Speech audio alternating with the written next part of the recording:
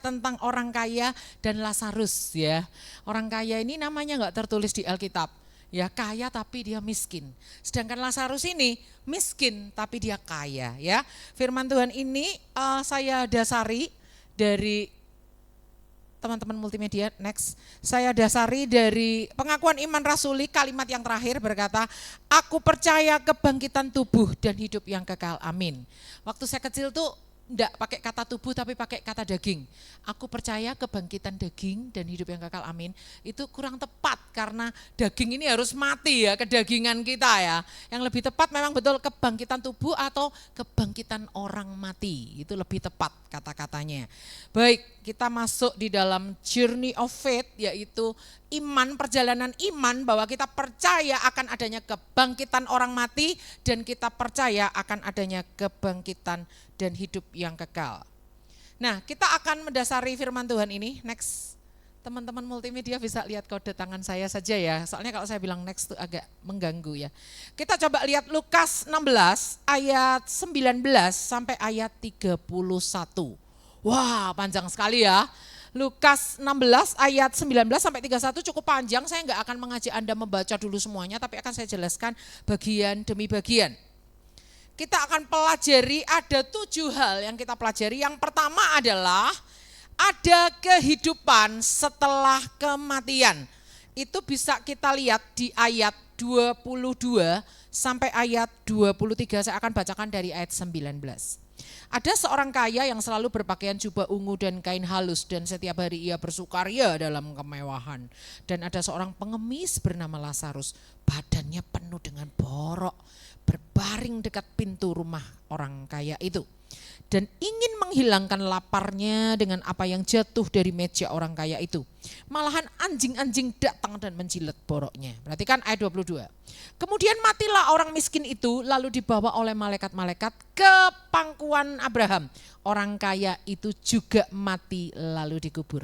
Dari ayat ini kita tahu satu kebenaran bahwa ada kehidupan setelah kematian. Hampir semua kepercayaan di atas muka bumi termasuk suku-suku primitif itu percaya bahwa setelah kita mati itu tidak berhenti di situ saja. Ada kehidupan setelahnya. Seperti dijelaskan oleh Bapak Gembala minggu yang lalu dengan berbagai bahasa. Ada yang menyebut nirwana, ada yang menyebut kayangan, ada yang menyebut Taman Eden ya, Eden surgawi, ada yang menyebut heaven, ada yang menyebut surga gitu ya. Jadi semua kepercayaan baik yang modern maupun yang primitif percaya bahwa ada kehidupan setelah kematian. Kita akan lihat hal yang kedua yang kita pelajari adalah selama tinggal di atas muka bumi ini mari kita mengenal dan dikenal oleh Tuhan. Katakan, aku mau mengenal Tuhan. Aku mau dikenal Tuhan. Nggak sama loh ya, mengenal Tuhan dan dikenal Tuhan itu nggak sama. Yuk kita lihat. Di ayat yang ke-19 sampai 20 dikatakan ada seorang kaya. Disebut enggak namanya di situ? Orang kayanya namanya siapa? Wan King? Lim Siu Leong? Siapa namanya? Enggak ada ya, enggak ada disebut ya namanya di sini. Tapi dikatakan ayat 20. Dan ada seorang pengemis bernama, ada namanya enggak? Ada. Memang ini cuma perumpamaan. Banyak penafsir Alkitab mengatakan ini peristiwa ini enggak terjadi sesungguhnya. Hanya perumpamaan Yesus. Tetapi perumpamaan ini bisa terjadi di alam nyata. Bisa terjadi sesungguhnya. Jadi perumpamaannya bukan khayal. Bukan sesuatu yang hayal. Ya, tetapi sesuatu yang reality story gitu ya. Cerita fiksi tapi real fiksi gitu ya. Nah kita lihat di sini. Selama kita tinggal di bumi ini mari kita mengenal. Orang kaya ini ada namanya tapi enggak dicantumkan dalam Alkitab karena apa? Enggak dikenal sama Tuhan. Loh, Bu Kris, bukannya kita semua ini diciptakan sama Tuhan, masa Tuhan enggak kenal kita? Kenal, Tuhan tuh tahu. Ini namanya Grace, lahir 10 September 1973. Jam berapa saya enggak tahu, Tuhan yang tahu jamnya, menitnya, detiknya Tuhan lebih tahu. Lahir di keluarganya Oscar Sumilat, lahir di Pasuruan gitu ya. Tuhan tuh tahu semua sejarah hidup kita. Tapi masalahnya tidak semua orang tuh Tuhan mau kenal dia. Artinya mengenal tuh apa sih? Tuhan itu memiliki hubungan pribadi dengan orang itu. Contoh, saya mengenal Tuhan, masalahnya Tuhan mengenal saya enggak? Masalahnya saya ini memiliki hubungan pribadi dengan Tuhan sampai dikenal Tuhan atau cuma oh ya tahu ini grace. Tapi ada sesuatu yang special relationship atau enggak between me and God. Antara kita dengan Tuhan itu ada hubungan khusus atau enggak. Kita lihat siapa nama orang kaya itu enggak ditulis. Sedangkan nama Lazarus itu tertulis di sini. Biasanya kalau orang kaya itu terkenal ya. Di dunia ini ya terkenal ya. Lim Siu Leong, Wan King yang punya Armada Group itu semua orang Magelang tahu ya. Ya. Tapi kalau orang miskin, pengemis kayak Lazarus tuh justru orang nggak tahu namanya. Siapa itu? Itu pengemis yang di depan rumahnya orang kaya itu loh. Siapa namanya? Gak tahu ya. Pokoknya yang banyak boroknya, yang suka dijilat anjing-anjing tuh loh, yang suka nunggu makanan sisa dari orang kaya itu gitu loh ya. Gitu ya. Namanya siapa nggak tahu, justru di bumi nama Lazarus itu belum tentu terkenal karena dia hanya orang miskin biasa. Tapi si orang kaya ini saya percaya kalau ini ada dalam kehidupan nyata, justru nama orang kaya ini terkenal di bumi, tapi nggak dikenal oleh Tuhan. Ya, bukan berarti Tuhan nggak tahu, tapi Tuhan tidak memiliki hubungan spesial dengan orang kaya ini. Kita lihat, ya kita akan lihat hubungan yang spesial itu seperti apa. Yang pertama, Yohanes 10 ayat 14 berkata, aku mengenal domba-dombaku dan domba-dombaku mengenal aku. Ini adalah pengenalan dua pihak. Domba kenal gembala, gembala kenal domba. Saya pernah lihat film ya, di mana ada peternakan domba itu banyak sekali ribuan domba dan gembalanya nggak cuma satu, banyak. Gembala ini punya tongkat. Nah dia kalau manggil domba-dombanya itu pakai kode ketukan tertentu, misalnya tak tak tak tak tak tak tak tak, oh ini gembalanya Boas Ari gitu. Oh, domba-domba yang apal tek tek tek tek datangnya ke Pak Ari gitu, yang tek tek tek tek tek tek tek tek tek tek tek, oh Pak Andre, itu Pak Andre, domba-dombanya ikut Pak Andre yang kodenya kayak gitu. Lucu sekali film itu ya, saya ketawa ya. Oh seru ya, ternyata domba itu mengenal gaya dari gembalanya masing-masing. Apalagi suaranya ya betul. Hei domba-dombaku sini, ayo kita ini. Oh, langsung domba-dombanya dekat semua karena kenal suara gembalanya. Itu yang Tuhan mau. Mengenal suara Tuhan dan taat, itu yang membuat Tuhan kenal sama kita. Yang kedua, lihat di Mazmur 1 ayat 6. Tuhan mengenal jalan orang benar tetapi jalan orang fasik menuju kebinasaan. Unsurnya di sini adalah kalau mau dikenal Tuhan harus jadi orang benar. Katakan jadi orang benar. Ya, kalau kita mau dikenal Tuhan, berjalanlah sebagai orang benar. Berikutnya, Nahum 1 ayat 7. Ia mengenal orang-orang yang berlindung kepadanya. Kepengen gak kita jadi pribadi yang dikenal Tuhan? Pengen? Berlindung sama Tuhan. Ada apa-apa curhat ke Tuhan. Ada apa-apa ngandalin Tuhan. Ada apa-apa berdoa sama Tuhan. Jujur dalam hati kita, doa kita kepada Tuhan. Anda kalau baca kitab Mazmur itu, isinya doa Daud yang terang-terangan, gak ada yang ditutup-tutupi oleh Daud di hadapan Tuhan. Dia gemes sama musuhnya ya, dia ngomong, wah aku ini dijaring dengan perangkap burung. Aku dilanda banjir dan seterusnya. Aku sakit, aku demam, tulang-tulangku seperti terlepas. Pokoknya Daud itu kalau doa dalam Mazmur itu kita baca, gak ada yang dia tutup-tutupi. Dia ceritakan semua isi hatinya ke Tuhan. Itu yang Tuhan mau, berlindung kepadanya. Berikutnya kalau mau dikenal Tuhan adalah Matius 7 ayat 23. Pada waktu itulah aku akan berterus terang kepada mereka. Aku tidak mengenal kamu. Hanyalah daripadaku kamu semua pembuat kejahatan. Orang-orang ini siapa?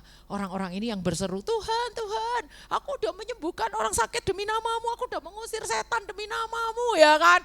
Tapi Tuhan bilang, siapa kamu? Aku gak kenal. Kamu membuat kejahatan atau gak melakukan kehendak Bapa? Minggir, pergi, wacau.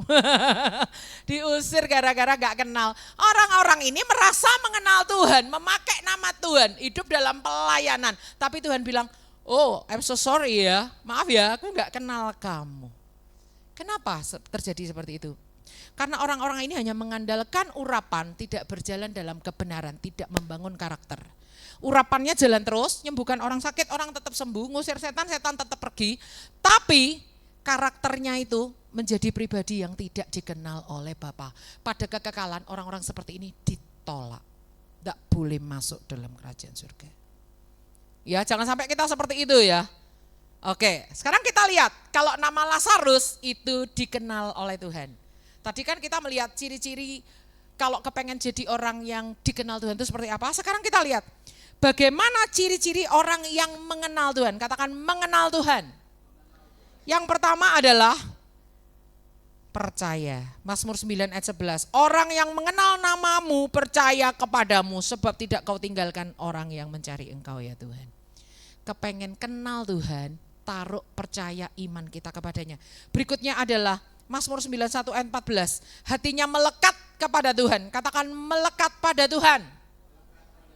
Sungguh hatinya melekat kepadaku, maka aku akan meluputkannya. Aku akan membentenginya sebab ia mengenal namaku. Berikutnya ciri-ciri orang yang mengenal Tuhan adalah Amsal 9 ayat 10. Katakan takut akan Tuhan. Permulaan hikmat adalah takut akan Tuhan dan mengenal yang maha kudus adalah pengertian. Berikutnya ciri-ciri orang yang mengenal Tuhan adalah peka terhadap suara Tuhan. Katakan peka terhadap suara Tuhan. Dikatakan sebab itu umatku akan mengenal namaku dan pada waktu itu mereka akan mengerti bahwa akulah dia yang berbicara. Ya aku. Kalau kita mau mengenal Tuhan, kita harus kembangkan kepekaan telinga rohani kita akan suara Tuhan. Berikutnya di Yesaya 58 ayat 2. Ciri-ciri orang yang mengenal Tuhan itu seperti apa? Harus mau jadi pelaku firman. Dikatakan memang setiap hari mereka mencari aku dan suka untuk mengenal segala jalanku. Kalau kita perhatikan terus ayat di bawahnya, kayaknya rajin beribadah, kayaknya rajin memuji Tuhan, kayaknya rajin berdoa, tapi itu semua hanya agamawi, hanya kebiasaan, hanya kehidupan beragama, tapi hatinya itu jauh daripada Tuhan, gak mau jadi pelaku firman. Oke, yuk kita baca Yeremia 9 ayat 24. Boleh Ibu Santi ya bantukan saya baca Yeremia 9 ayat 24. Ini satu ayat yang luar biasa. Kebanggaan kita adalah kalau kita mengenal Tuhan, itu adalah kebanggaan kita. Ya, tapi gak boleh sombong rohani ya. Kebanggaan itu boleh. Satu-satunya yang boleh kita banggakan adalah pengenalan akan Tuhan. Yeremia 9 ayat 24, Bu Santi tolong. Yeremia 9 ayat 24. Tetapi siapa yang mau bermegah, baiklah bermegah karena yang berikut. Bahwa ia memahami dan mengenal aku, bahwa akulah Tuhan yang menunjukkan kasih setia, keadilan dan kebenaran di bumi. Sungguh semuanya itu kusukai. Demikianlah firman Tuhan. Apa sih yang disukai Tuhan? Apa sih hobinya Tuhan? Ngeliat anak-anaknya itu mengenal dia. Itu hobinya Tuhan, yang disukai Tuhan tuh itu. Ngeliat anak-anaknya mengenal dia tuh, wah Tuhan itu seneng banget gitu ya. Rasul Paulus saja bilang, wah aku ini orang Israel asli, disunat di hari ke-8, pengikut hukum Taurat, bla bla bla bla. Tapi itu semua aku anggap sampah demi pengenalanku akan Tuhan. Jauh lebih berharga daripada kebanggaan-kebanggaan semu yang kayak gitu. Kita lihat kesimpulannya adalah Lazarus vs orang kaya. Kesimpulan pertama adalah ternyata Lazarus adalah orang yang dikenal Tuhan.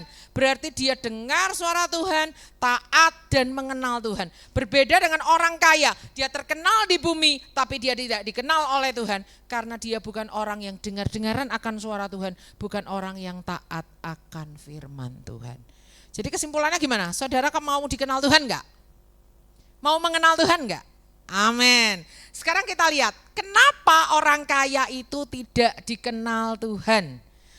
Ya, kita lihat ayat berikutnya di dalam Yesaya 58 ayat 7. Tolong dibaca di layar aja Bu Santi.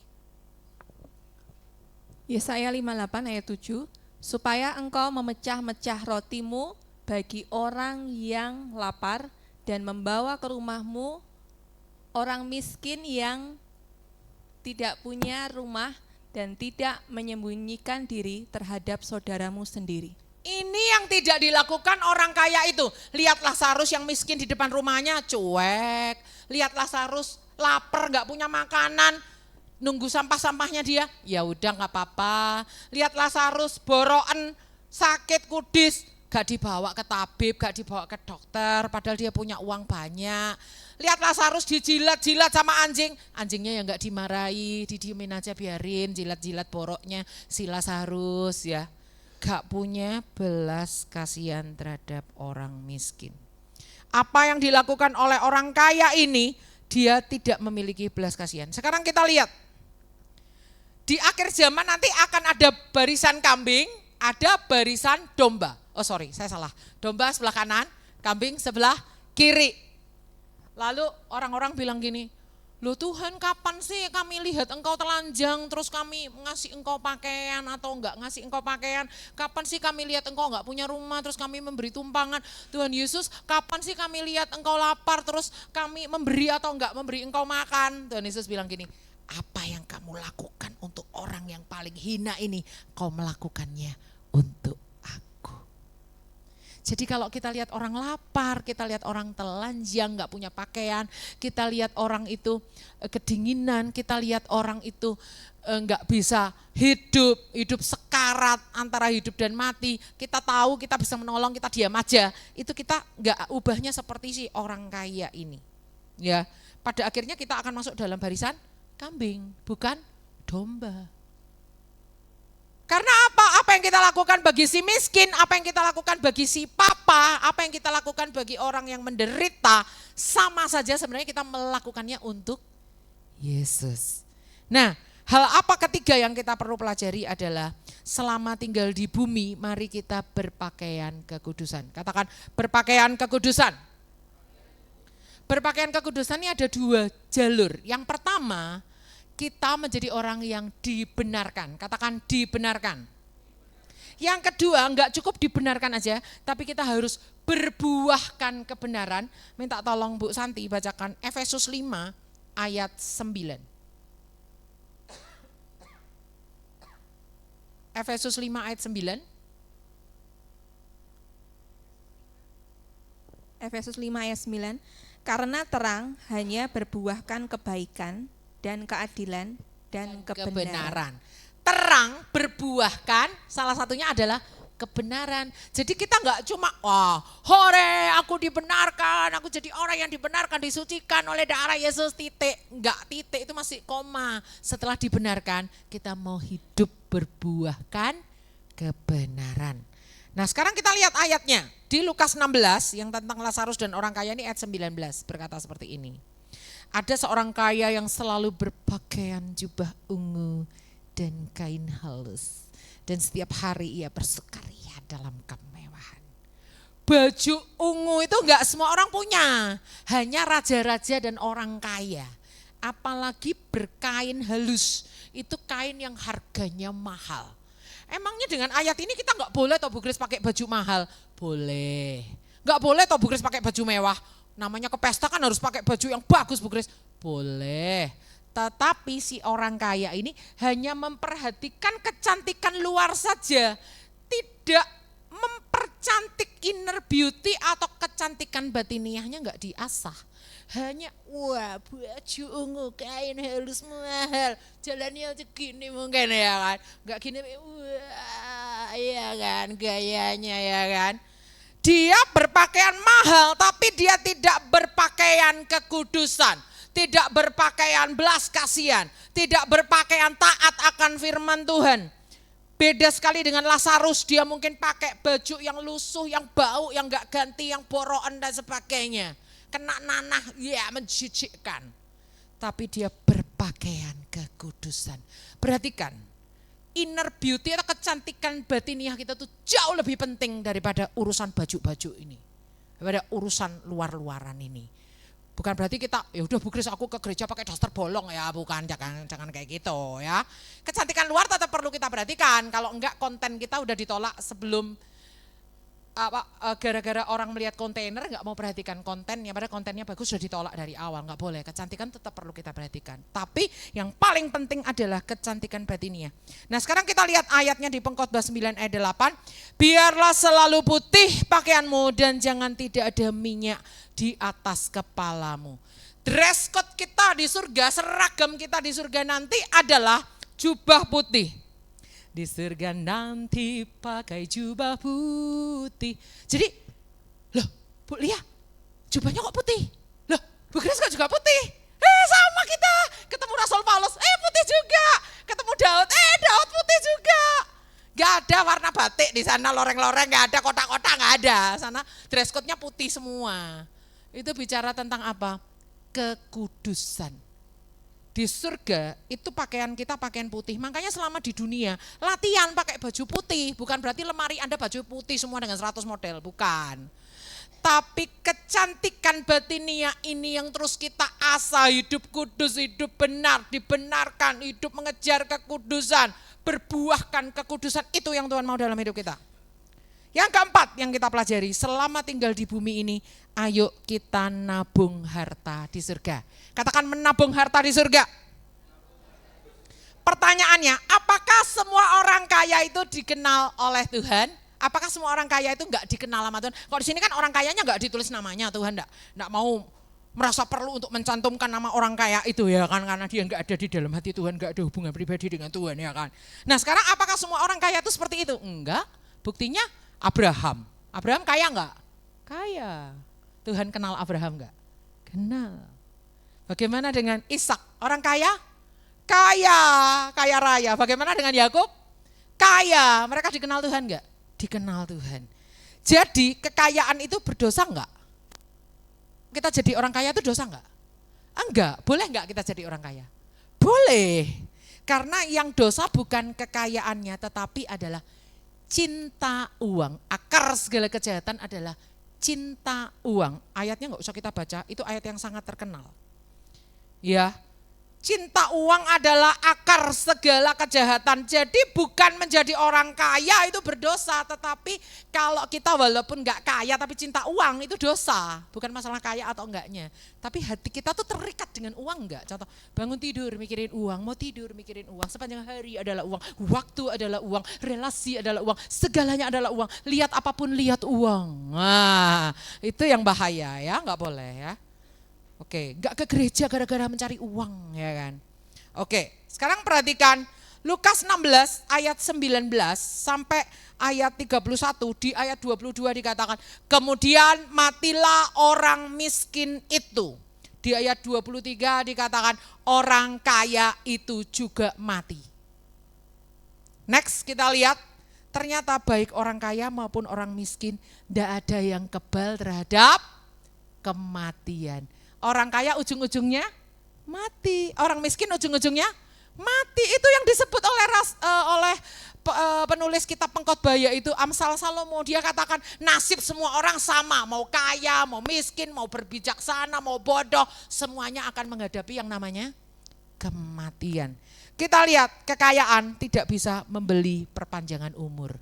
Walaupun bisa berobat ke negara yang paling mahal, yang dokternya paling terkenal, yang operasinya paling sukses, yang obatnya yang level tingkat dunia, mahal-mahal. Kalau di pesawat perjalanan Tuhan mau cabut nyawanya mati aja. Ya kan. Tapi kalau orang masih diberi Tuhan perpanjangan umur ya, cuma minum air putih tok loh terapinya, tetap enggak mati ya kan Saudara. Nah, sekarang kita lihat. Pikirkanlah apa yang terjadi setelah kematian nanti. Karena hidup kita ini sangat singkat. Seperti diibaratkan Bapak Gembala itu lalu ya. Tali rafia warna apa yang pendek? Kuning. Yang panjang? Oh biru ya. Tapi itu pun gak sempurna karena yang panjang biru itu tetap ada ujungnya, sementara kekekalan itu tidak bertepi, tidak berujung, jauh enggak ada batasnya dibandingkan dengan yang kuning yang cuma singkat hidup kita ini. Coba pikirkan di dalam kehidupan yang singkat ini kita mau ngapain? Yang Tuhan mau adalah ayo kita menabung harta di surga. Kita lihat Matius 6 ayat 19, tolong Bu Santi bantu saya bacakan. Matius 6 ayat 19. Janganlah kamu mengumpulkan harta di bumi ngengat dan karat merusakannya, dan pencuri membongkar serta mencurinya. Harta duniawi ini akan terpengaruh oleh laju inflasi, devaluasi, resesi, krisis moneter, bank yang gulung tikar, perampokan bank, penipuan moneter, dan sering terjadi yang sering terjadi pada tabungan di atas muka bumi ini. Tetapi kalau kita menabung harta di surga, itu nggak ada ngengat, nggak ada karat, nggak ada pencuri, nggak ada devaluasi, nggak ada krisis moneter yang bisa mengganggu tabungan kita. Jadi caranya menabung harta di surga itu seperti apa nanti saya kasih tahu. Sekarang kita lihat di dalam Yakobus 5 ayat 1 sampai 6 itu ada peringatan terhadap orang kaya. Ini ayatnya nggak usah kita baca, untuk PR kita di rumah aja baca Yakobus 6 ayat 1 sampai 6. Perhatikan Yakobus 5 ayat 1 sampai 6. Yang pertama, Tuhan memperingatkan orang kaya yang seperti apa? Bukan yang seperti Abraham, Ishak dan Yakub, bapak orang beriman ya kan. Tapi orang kaya yang hanya mengumpulkan harta untuk memperkaya diri sendiri. Padahal itu enggak sesuai firman. Kalau firman itu kita diberkati untuk memberkati. Kita dimuridkan untuk memuridkan. Kita diajar untuk menjadi pengajar. Kita dipimpin untuk jadi pemimpin. Kita diberkati untuk memberkati. Abraham, kamu akan diberkati berlimpah-limpah. Dan olehmu semua kaum di muka bumi akan mendapat berkat. Itu rumus Alkitab. Tetapi peringatan buat orang kaya adalah mengumpulkan harta untuk diri sendiri. Gak ingat si Lazarus yang miskin, gak ingat si Lazarus yang gak bisa makan, yang lapar, gak ingat Lazarus yang borokan gak dibawa ke tabib, gak dibawa ke dokter ya kan. Yang kedua, menahan upah buruh. Mungkin di sini ada entrepreneur yang bekerja, punya perusahaan ya, punya usaha. Itu kalau udah waktunya karyawan ada gajian itu jangan ditunda-tunda. Oh sebentar ya, gajimu bulan ini tak utang dulu ya. Kamu nanti tak ropel bulan depan, atau nanti nunggu gajiannya kalau Idul Fitri aja. Pas kamu pulang kampung dulu, baru dikalikan 12 ya gajimu ya. Gak boleh itu gak sesuai firman. Waktunya mereka gajian, kasih gajinya, jangan ditahan upahnya. Yang ketiga, hidup mewah dan berfoya-foya tanpa memperdulikan orang miskin. Kalau mau bikin ulang tahun, mau bikin apa tuh jangan undang orang-orang kaya yang bisa mengundang kita balik. Bikinlah acara di panti asuhan. Bikinlah sembako, bagikan ke orang miskin kalau memang mau rayakan ulang tahun ya kan. Berikutnya, memutarbalikkan hukum dengan uang, menindas orang benar dengan uang, memakai uang untuk memutarbalikkan hukum itu enggak boleh. Lalu sekarang saya jawab pertanyaan yang tadi. Bagaimana cara menabung harta di surga? Pertama, sisihkan dana untuk orang miskin atau isilah kas diakonia di gereja. Di mana kas diakonia ini untuk dibelikan sembako, untuk anak-anak yang nggak bisa bayar SPP, untuk janda-janda yang kekurangan dan seterusnya. Berarti kan orang Israel itu kalau panen yang jatuh-jatuh itu nggak boleh diambil lagi. Itu disisakan untuk orang miskin. Contohnya Ruth. Ruth itu mengambil gandum-gandum yang waktu dipanen jatuh ke tanah. Tapi karena Boas mungkin udah naksir ya, jadi dia ngomong apa pegawainya, sengaja itu jatuhin lebih banyak itu, biar dia oleh-olehnya banyak. Bilang aja naksir ya kan, Boas ya. Bilang sama pegawai-pegawainya jatuhin lebih banyak itu, ada perempuan namanya Ruth itu loh, kasihan. Ya seperti itu ya, bukan Pak Boas ini, bukan. Halo, kalau ini kan istrinya namanya Grace, bukan Ruth, ya beda ya kan, beda ya kan. Ya, jadi orang Israel itu dilarang mengambil panenan yang jatuh ke tanah, itu jatahnya orang miskin. Itu yang Tuhan mau dalam hidup kita, untuk kita itu memperhatikan orang yang lebih menderita. Jangan menganggap, oh aku ini orang yang paling menderita di seluruh dunia ini, Bu Grace, gak ada orang yang di bawah aku. Gak mungkin, banyak orang yang di bawah kita. Berikutnya, sisihkan dana untuk pekabaran Injil. Minta tolong Bu Santi bacakan. Ini agak panjang ayatnya, tapi saya merasa perlu untuk membacakan ini. Roma 10 ayat 13 sampai 15, Bu Santi. Kita perlu sisihkan dana untuk misi pekabaran Injil. Roma 10 ayat 13 sampai 15. Roma 10 ayat 13 sampai 15. Sebab barang siapa yang berseru kepada nama Tuhan akan diselamatkan. Tetapi bagaimana mereka dapat berseru kepadanya jika mereka tidak percaya kepada Dia? Bagaimana mereka dapat percaya kepada Dia jika mereka tidak mendengar tentang Dia? Bagaimana mereka mendengar tentang Dia jika tidak ada yang memberitakannya? Dan bagaimana mereka dapat memberitakannya jika mereka tidak diutus? Seperti ada tertulis, betapa indahnya kedatangan mereka yang membawa kabar baik. Untuk misi itu butuh namanya pengutusan. Kalau nggak ada yang diutus, nggak ada yang dengar Injil, nggak ada yang dengar Injil, nggak ada yang percaya, nggak ada yang percaya, orang nggak diselamatkan. Mengutus itu butuh dana nggak? Butuh dana. Misalnya nih, Di desa sekitar sini ada orang yang belum dengar Injil. Kita mengutus nih, misalnya Pak Boas tuh ke sana. Kan butuh uang bensin lah setidaknya, uang makan di warung lah perjalanan ya kan, berangkat dan pulang ya kan. Terus misalnya bawa oleh-oleh untuk keluarga-keluarga yang miskin di sana, itu kan semuanya butuh dana. Nah kita perlu menyisihkan dana misi. Ayo kita isi kas gereja kita dana misi ya kan. Oke, itu caranya menabung harta di surga. Kita sisihkan uang untuk orang miskin dan untuk dana misi, itu kita sama aja dengan menabung harta di surga. Oke, hal kelima yang kita pelajari adalah prosesi penguburan tidak ada kaitannya dengan kehidupan kekal setelah kematian. Yuk kita lihat ayat 22, kemudian matilah orang miskin itu. Ditulis enggak dia dikubur di mana? Enggak ditulis. Tapi kalau orang kaya ditulis, orang kaya itu juga mati lalu dikubur. Kenapa kok kayak gitu? Karena orang miskin, orang nggak ada yang peduli kamu mau dikubur di mana, kayak kamu mau dikasih kuburannya dibikin cantik apa, orang nggak peduli, paling cuma digali tanah udah cemplungin udah beres. Tapi kalau orang kaya tuh dikubur, wah, dengan pekuburan yang mewah ya, dengan seremonial yang megah ya kan, wah, dengan kubur yang mahal ya, namanya orang kaya ya kan, wah, acara penguburannya didatangi teman-temannya yang banyak sekali. Sedangkan orang miskin ini gak ada yang peduli lah, lu mati, lu gak mati, gak ada yang ngurus, gak ngaruh. Gitu ya. Tapi yang dipangku oleh Abraham siapa? Lazarus. Orang kaya ini kalau penguburannya megah dipangku Abraham gak? Gak. Jadi proses penguburan di dunia ini gak ada hubungannya dengan kehidupan kita setelah kematian. Makanya Anda gak usah pusing ya, besok mau dikubur di mana, besok kuburannya dibikin seindah apa, gak usah pusing dana penguburan ya kan. Tapi kita tetap harus memikirkan ya kan, bukan berarti gak memusingkan, tetap harus memikirkan, makanya ada pelayanan paduka di gereja kita ya. Tapi maksudnya gini loh, kalau ada orang meninggal dia di dalam Tuhan, tapi keluarganya eker-ekeran, meminta dia dikuburkan dengan cara lain, gak apa-apa biarin, cuma jasadnya kok, gak pengaruh, dia tetap akan di surga, di pangkuan Bapak Abraham ya. Kita lihat si orang kaya itu dikubur, Lazarus tidak jelaskan dia dikuburkan. Oke, hal keenam yang kita pelajari, selama tinggal di bumi pastikan kita memiliki iman yang terus bertumbuh. Katakan iman. Iman yang terus bertumbuh.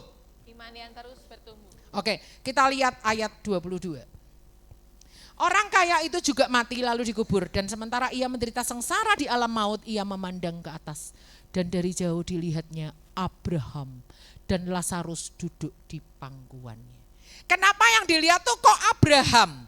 Kenapa kok enggak yang dilihat tuh kok enggak Daud kek, Yusuf kek, siapa kek? Kok yang dilihat tuh si Lazarus tuh duduk di pangkuan Abraham, kok enggak tokoh-tokoh yang lain? Karena Abraham adalah, Roma 14 ayat 16, Abraham adalah bapa orang beriman. Artinya si Lazarus ini ketika mati di pangku Abraham, karena dia ini mewarisi iman Abraham. Amin. Kita akan dipangku oleh Abraham nanti waktu mati. Kalau kita menjadi anak Abraham secara rohani, walaupun kita ini secara lahir itu bangsa Indonesia, bukan bangsa Israel, bukan keturunan Abraham. Tapi kita mewarisi iman Abraham. Nah sekarang kita lihat Lukas 16 ayat 23. Dan dari jauh dilihatnya Abraham dan Lazarus duduk di pangkuannya. Si orang kaya ini ingat gak sama Lazarus? Ingat gak? Ingat, dia lihat Abraham mangku Lazarus, berarti dia ingat sama Lazarus enggak? Ingat, artinya jiwa kita itu juga nanti akan ikut ke alam baka, enggak cuma roh kita toh. Jiwa itu terdiri dari pikiran, emosi, kehendak. Si orang kaya ini tetap ingat sama si Lazarus. Oh itu Lazarus yang dulu di depan rumahku, yang borokan, yang dijilat anjingku, borok-boroknya dijilati anjingku, tuh Lazarus, dia ingat. Artinya memori-memori kita waktu di bumi itu kebawa nanti di surga. Makanya orang yang cinta uang itu gak ada ya, bingung nanti kalau di surga ya kan. Makanya kita lihat roh jiwa kita ada di kekekalan, walaupun tubuh kita akan kembali ke tanah. Sekarang kita lihat berikutnya, orang ini ngomong apa kepada Bapak Abraham? Lalu ia berseru, si orang kaya ini katanya, Bapak Abraham, kasihanilah aku, suruhlah Lazarus supaya ia mencelupkan ujung jarinya ke dalam air dan mencejukkan lidahku, sebab aku sangat kesakitan dalam nyala api ini. Wah kayak gitu ya. Dia manggil Abraham itu siapa? Bapak. Dia enggak menyebut Tuan. Kenapa? Saya perkirakan orang kaya ini adalah keturunan Abraham juga. Dia ini orang Israel, makanya dia nyebut Abraham itu apa? Bapak Abraham. Ya, dia bangga, aku nih orang Israel, aku nih anak cucu Abraham, kayak gitu ya kan. Mengalir darah biru ya kan. Dia ini anak cucu Abraham. Nah, orang kaya ini memanggil Abraham dengan sebutan Bapak karena dia adalah orang Israel. Berarti kan di Matius 3 ayat 9 dan Lukas 3 ayat 8 Yohanes Pembaptis menegur orang Israel. Karena mereka menyangka gara-gara mereka ini anak cucu Abraham pasti selamat. Sama Yohanes Pembaptis dibabat orang-orang kayak gini. Hei, kamu semua keturunan ular bludak. Gitu ya. Saya nggak nunjuk Anda loh lebih atas ya. Hei, kamu semua keturunan ular bludak katanya. Apakah kamu menyangka gara-gara kamu itu keturunan Abraham maka kamu pasti selamat? Hah? Enggak juga. Gitu ya. Kira-kira Yohanes Pembaptis khotbahnya kayak gitu. Bertobatlah sebab kerajaan Allah sudah dekat. Gitu ya. Orang-orang mikir, oh tenang, kita kan anak cucu Abraham, kita pasti selamatkan. Belum tentu ya. Belum tentu kalau kita anak cucu keturunan Abraham itu kita pasti selamat. Itu yang terjadi dengan Rasul Paulus, dia berkata, aku ini orang Israel asli, orang suku Benyamin, aku disunat masih bayi umur 8 hari. Aku ini pengikut hukum Taurat, aku melakukan hukum Taurat, tapi semua itu sampah. Aku menganggap pengenalanku akan Tuhan itu jauh lebih berharga. Karena kesimpulan kita adalah iman tanpa perbuatan adalah mati. Si orang kaya ini merasa dia punya iman seperti Abraham, tapi dia enggak melakukan perbuatan belas kasihan, dia enggak melakukan perintah Tuhan. Hasilnya apa? Mati. Kita lihat ke hal yang ketujuh yang kita pelajari. Selama tinggal di bumi, pastikan kita terus mengembangkan karakter ilahi. Katakan karakter ilahi. Karakter ilahi itu apa? Kita lihat next. Galatia 5 ayat 19 sampai 21 itu perbuatan daging telah nyata, yaitu percabulan, kecemaran, hawa nafsu, penyembahan berhala, sihir dan seterusnya. Lalu begitu ayat 21 selesai dilanjutin ayat 2. Tetapi buah roh ialah kasih, sukacita, damai sejahtera, kesabaran, kemurahan, kebaikan, kesetiaan, kelemah lembutan, penguasaan diri. Jadi perbuatan daging harus kita tinggalkan, kita ganti dengan buah roh. Buah roh itu bukan 9 buah, buahnya 1, tapi kalau dimakan 9 rasa. Bukan berarti aku milih kasih, penguasaan diri enggak mau, aku kan sukanya yang kasih. Enggak bisa, itu harus lengkap. Seperti dalam satu buah, ada kecutnya, ada manisnya, ada segernya, ada asinnya gitu loh. Buahnya 1, tapi dengan 9 rasa, itu yang Tuhan mau. Untuk kita selama hidup di dunia ini, kembangkan karakter ilahi. Coba kita lihat ayat 24 dari Lukas pasal 16. Lalu ia berseru katanya, Bapak Abraham, kasihanilah aku, suruhlah Lazarus supaya ia mencelupkan ujung jarinya ke dalam air dan menyejukkan lidahku sebab aku sangat kesakitan dalam nyala api ini. Kenapa kok permohonannya ditujukan ke Abraham? Permohonannya kok enggak ditujukan ke Lazarus saja? Lazarus, please, tolong kasih 1 tetes aja, aku di sini haus loh Lazarus. Kenapa kok ke Bapak Abraham? Pertama, karena dia merasa dia adalah keturunan Abraham. Kalau dia minta sama Abraham, pasti permintaannya diluluskan. Karena kan aku orang Israel, aku kan anak cucunya. Jadi permintaanku pasti dipenuhi. Yang kedua, karena gengsi dong minta sama Lazarus. Lazarus itu kan orang miskin, dulu kan tinggal di halaman rumahku. Jadi keboroan lagi, gilani lagi. Masa aku minta tolong sama dia? Sorry ya, minta tolong itu ke mentereng dikit dong. Minta tolong itu sama Abraham dong. Jadi rasa gengsinya ini masih dibawa sampai ke neraka ya kan. Berikutnya ya kan. Dia punya mental bosi, nyuruh-nyuruh ya kan. Abraham, suruhlah Lazarus itu. Dia layak disuruh-suruh ya kan. Karena dia mentalnya mental bosi, mental nyuruh-nyuruh, merintah-merintah itu dibawa sampai ke alam baka. Makanya kita harus kembangkan karakter kita yang baik. Jangan sampai kita di alam baka nanti karakter kita yang jelek-jelek itu masih ke bawah aja gitu ya. Malu dong di surga nanti ya kan. Nah sekarang kita lihat ayat 25. Ayat 25 dikatakan seperti ini.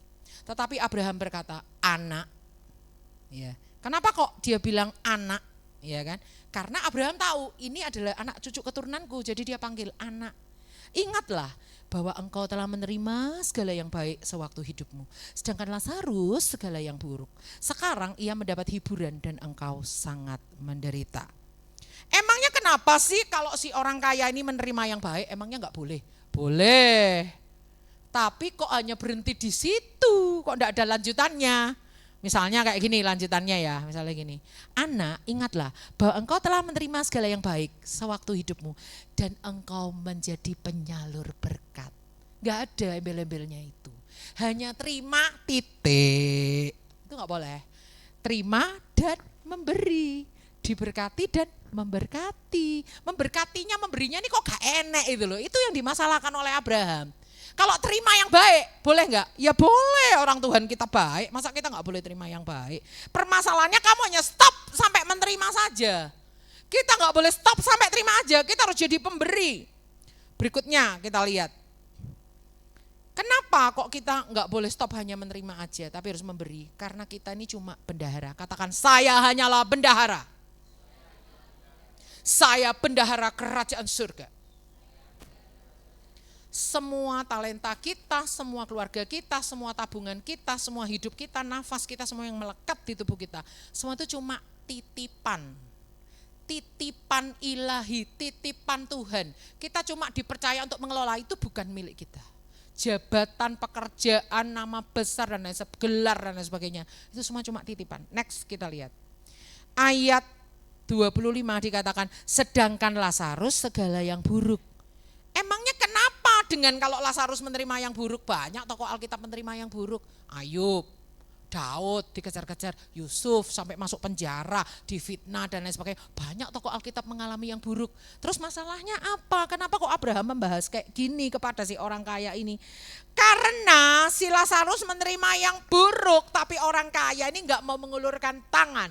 Sedangkan Lazarus yang buruk mengalami yang buruk ini enggak ada catatan. Dia mengeluh, dia mengomel, menyalahkan Tuhan, dia menggerutu, dia bersungut-sungut. Enggak ada catatannya dalam Alkitab si Lazarus ini. Walaupun miskin, walaupun penyakitan, borokan, lapar, jadi orang gelandangan, gak disayangi orang kaya, gak diperhatikan. Enggak ada dikatakan, lalu bencilah Lazarus kepada orang kaya itu. Dia mendendam, dia berdoa supaya orang kaya itu lekas mati.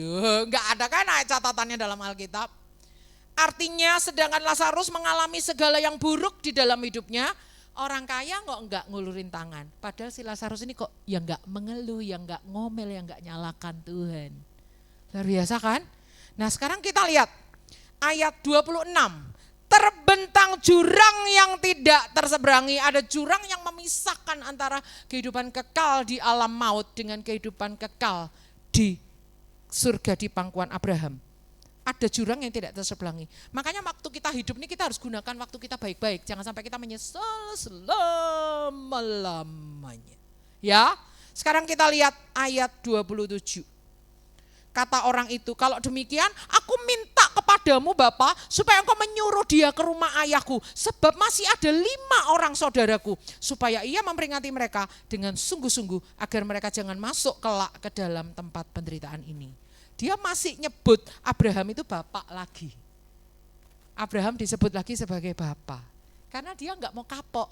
Oke lah, permintaan pertama gak dituruti. Sekarang permintaan kedua, bapak. Ngerayu lagi ya kan, bapak gitu ya. Oke, dan dia masih mental bosi. Suruhlah itu loh, Lazarus pergi ke saudaraku yang 5 itu. Kenapa dia nyuruh, minta tolong Abraham suruh nyuruh Lazarus bangkit dari antara orang mati, meden-medeni bocah ya kan. Hei aku Lazarus, hei aku diutus sama kakakmu, katanya kalian hidup seperti dia ya, gak peduli sama orang miskin ya, bah, takut gak lu, takut gak gitu ya. Dia disuruh jadi arwah gentayangan gitu ya, kasih berita Injil sama saudara-saudaranya, 5 orang saudaranya gitu ya. Dia masih punya mental bosi. Ya udahlah, kalau Abraham menolak untuk nyuruh Lazarus kasih setetes air, sekarang Lazarus disuruh aja ke rumah saudara-saudaraku ya kan. Dan kenapa 5 orang saudaranya itu dia ingin supaya mereka dengar berita dari Lazarus? Karena kemungkinan 5 orang saudaranya ya kayak dia, kayak hidupnya. Gak peduli sama orang miskin, gak mau memperhatikan, gak punya belas kasihan kepada orang lain. Sekarang kita lihat, Abraham menuruti enggak? Enggak, kita lihat di ayat 29.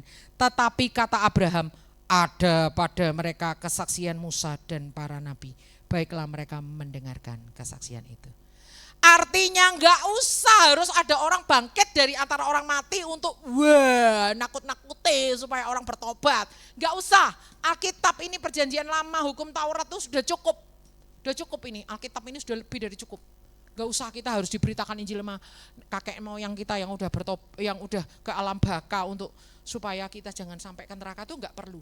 Ini di Alkitab ini sudah cukup semua, udah gak perlu yang kayak gitu-gitu. Perhatikan, baiklah mereka mendengarkan. Satu kan ini udah beda. Kalau mendengar itu hanya sekedar, oh ada suara es lewat, oh ada suara hujan, oh ada suara jangkrik. Tapi fokus kita tetap perhatian ke YouTube. Itu tidak mendengarkan suara jangkriknya ini. Tapi kalau, oh, suara apa ya? Suara tokek, di rumah saya ada tokek berisik banget ya kan. Suara tokek dihitung, 1, 2, 7 kali. Artinya apa ya? Enggak ada artinya ya kan, suka-suka dia mau berapa kali ya kan. Nah, kita harus mendengarkan firman Tuhan. Karena iman itu timbul dari pendengaran akan firman Kristus. Kristus artinya yang diurapi. Artinya iman timbul dari pendengaran akan firman yang diurapi. Sekarang kita lihat ayat 31. Kata Abraham kepadanya, jika mereka tidak mendengarkan kesaksian Musa dan para nabi, mereka tidak juga mau diyakinkan sekalipun oleh seorang yang bangkit dari antara orang mati. Itu adalah penjelasan Abraham kepada si orang kaya ini. Jadi 2 permintaannya dituruti atau enggak? Enggak. Sekarang kesimpulan akhir. Kita akan baca kesimpulan bersama-sama ya. 1. Kebaca enggak dari sana? Baca ya. Kesimpulan pertama, ada kehidupan setelah kematian. Kesimpulan kedua, selama tinggal di bumi mari kita mengenal Tuhan dan dikenal oleh Tuhan. 3, selama tinggal di bumi mari kita berpakaian kekudusan. 4, selama kita tinggal di bumi mari kita menabung harta di surga. 5, prosesi penguburan tidak ada kaitannya dengan kehidupan kekal setelah kematian. 6, selama tinggal di bumi pastikan kita memiliki iman yang terus bertumbuh. 7, selama tinggal di bumi pastikan kita mengembangkan karakter ilahi. Mari kita tutup dalam doa.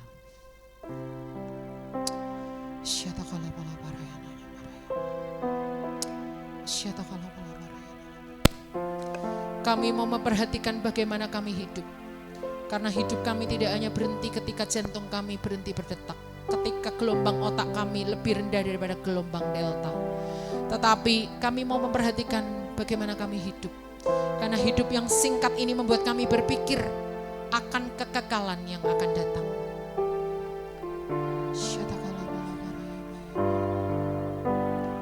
Ku tak membawa apapun juga saat ku datang ke dunia. Ku tinggal semua pada akhirnya saat ku kembali ke surga. Inilah yang ku punya, hati sebagai hamba yang mau taat dan setia padamu Bapa. Kemanapun ku bawa, hati yang menyembah dalam roh dan kebenaran sampai selamanya. Inilah yang ku punya, hati sebagai hamba yang mau taat dan setia padamu Bapa. Kemanapun ku bawa, hati yang menyembah dalam roh dan kebenaran sampai selamanya. Dalam roh dan kebenaran sampai selamanya. Dalam roh dan kebenaran sampai selamanya.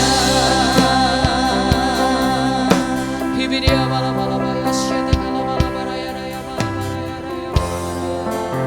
Biar firman-Mu Kau tanamkan dalam kehidupan dan hati kami Tuhan. Ya. Kami mau memperhatikan bagaimana kami hidup.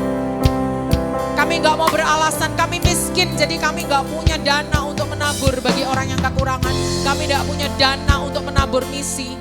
Tidak ada alasan karena orang Makedonia dalam kemiskinannya mereka suka memberi. Orang Makedonia dalam kemiskinannya mereka menabur. Hanya dengan cara itu kita menabung harta di surga. Karena ketika kita memperhatikan nasib orang miskin, itu kita sedang memiutangi Tuhan. Padahal Tuhan itu tidak mau berutang dalam hidup kita. Mari kita kembangkan karakter positif. Jangan sampai ada yang membebani dosa yang membebani kita. Untuk kita berlari-lari mendapatkan mahkota kehidupan. Mari kita menjadi pribadi yang dikenal oleh Tuhan karena kita mau mengenal Dia. Mau mengenal Dia dalam hidup kita. Jangan sampai kita jadi pribadi yang tidak dikenal oleh Tuhan. Mari kita mau mengejar kekudusan, dan cuma berhenti jadi orang yang dibenarkan, tapi mau menjadi orang yang hidup benar. Di dalam nama Yesus, meteraikan firman-Mu dalam hidup kami Tuhan. Syata-kala-bala-barayananya, Maya syata-kala-barayananya. Bantu kami memikirkan kehidupan kekal. Tidak hanya memikirkan perkara-perkara yang ada di bumi, tapi kami memikirkan perkara yang di atas. Di dalam nama Yesus, kami mau beriman supaya kami ada di dalam pangkuan Abraham. Dan iman tanpa perbuatan adalah mati. Kami mau jadi pelaku-pelaku firman. Kami mau berbuah dan cuma beriman saja. Terima kasih Tuhan. Terima kasih Tuhan. Meteraikan firman-Mu dalam hidup kami. Terus ingatkan kami bahwa kehidupan kami hanya sementara saja. Tidak ada secuil emas pun yang kami akan bawa, walaupun mungkin di peti mati dipenuhi dengan emas-emas gak ada gunanya. Di surga itu gak kami akan bawa pulang. Bahkan emas itu diinjak-injak menjadi jalan raya di sana. Oleh karena itu Tuhan, buat hati kami melekat kepadamu bukan kepada uang. Jauhkan kami dari cinta uang yang adalah akar segala kejahatan. Terima kasih Bapa, di dalam nama Yesus kami berdoa mengucap syukur. Haleluya. Amin. Ya. Saya serahkan waktu selanjutnya pada Pak Mas. Ya, Bapak Ibu diberkati semuanya. Oke, mari kita sama-sama bangkit berdiri, kita mau akhiri ibadah kita. Kita nyanyi pujikan lagu ini.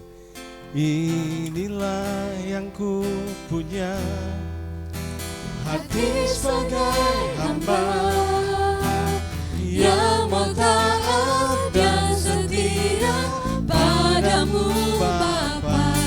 Kemanapun ku bawa, hati yang menyembah dalam roh dan kebenaran sampai selamanya.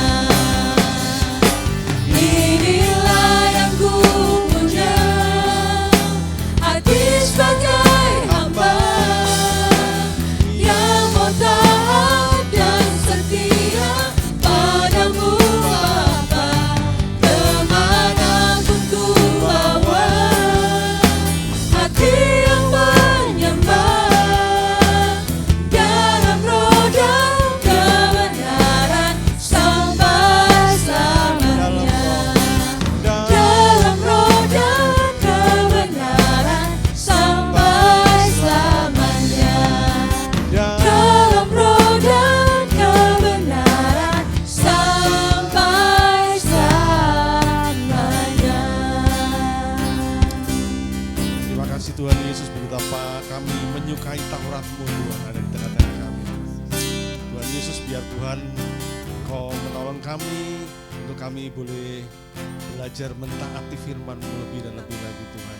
Kami ingin menjadi orang-orang yang mengenal Engkau, dan kami juga ingin menjadi orang-orang yang dikenal oleh Engkau Tuhan.